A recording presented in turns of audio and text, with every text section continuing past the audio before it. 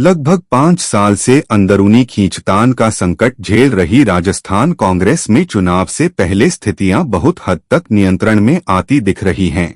हाल में घोषित चुनाव संबंधी 2 महत्वपूर्ण समितियों चुनाव समिति और स्क्रीनिंग कमेटी में पूर्व उप मुख्यमंत्री सचिन पायलट को शामिल किया गया है। ऐसे में अब ये तय हो गया है कि सचिन पायलट राजस्थान कांग्रेस की टिकट वितरण की प्रक्रिया का हिस्सा रहेंगे और चुनाव के समय इससे ज्यादा महत्वपूर्ण कुछ नहीं हो सकता।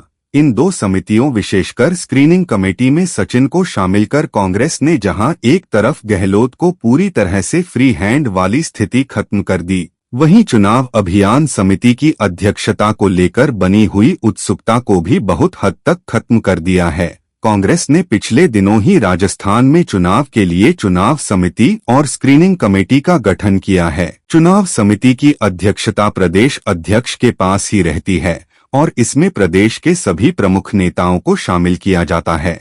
ऐसे में सचिन पायलट इस समिति का हिस्सा तो बने ही हैं, साथ ही उन्हें स्क्रीनिंग कमेटी का हिस्सा भी बनाया गया है, जो अपने आप में महत्वपूर्ण माना जा रहा है। कांग्रेस में चुनाव समिति जहां टिकट चाहने वालों से मुलाकात करती है और उनके आए बायोडाटा की छंटनी करती है, वहीं स्क्रीनिंग कमेटी 3 से 3 नामों के पैनल तैयार कर केंद्रीय चुनाव समिति को भेजती है, जो अंतिम तौर पर टिकट तय करती है। सचिन को स्क्रीनिंग कमेटी का सदस्य भी बनाया गया है, जबकि आमतौर पर स्क्रीनिंग कमेटी में आलाकमान की ओर से नामित 3 नेता और प्रदेश से प्रदेश अध्यक्ष और मुख्यमंत्री हो तो वो शामिल होता है। इसके अलावा पार्टी इंचार्ज को सदस्य बनाया जाता है। राजस्थान की समिति में इन सब के अलावा सचिन पायलट और विधानसभा अध्यक्ष सीपी जोशी का नाम भी है। पार्टी सूत्रों का कहना है कि केंद्रीय नेताओं के साथ प्रदेश से पदाधिकारियों के अलावा किसी और को स्क्रीनिंग कमेटी में आमतौर पर नहीं लिया जाता, लेकिन इस बार पायलट और जोशी दोनों ही ऐसे नेता हैं जिनके पास सरकार या संगठन में कोई पद नहीं है, लेकिन वे कमेटी के सदस्य बनाए गए हैं। पार्टी सूत्रों ने बताया कि स्क्रीनिंग कमेटी का इस तरह का गठन साफ तौर पर विवाद को थामने और कहीं न कहीं संतुलन साधने की कोशिश की है।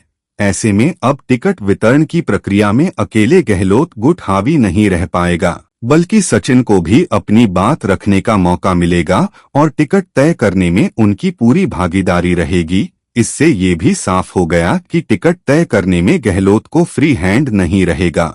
जब पार्टी आलाकमान ने सचिन और गहलोत के बीच समझौता कराया था, तब से सवाल यही किया जा रहा था कि आखिर पार्टी सचिन को क्या भूमिका देने जा रही है। कयास इस बात के थे उन्हें चुनाव अभियान समिति का अध्यक्ष बनाया जाएगा, क्योंकि ये चुनाव की दृष्टि से अहम समिति मानी जाती है और पार्टी का पूरा चुनाव प्रचार अभियान इस समिति के जरिए ही चलता है। चुनाव अभियान समिति के अध्यक्ष को टिकट वितरण की प्रक्रिया का हिस्सा भी बनाया जाता है, लेकिन अब चूंकि सचिन पहले ही स्क्रीनिंग कमेटी का हिस्सा बन चुके हैं, इसलिए टिकट वितरण प्रक्रिया का हिस्सा बनने का मसला खत्म हो गया है और इसी के साथ अभियान समिति को लेकर चल रही उत्सुकता भी बहुत हद तक कम हो गई है। इन कमेटियों के गठन के बाद अब पार्टी में लगभग शांति हो गई है।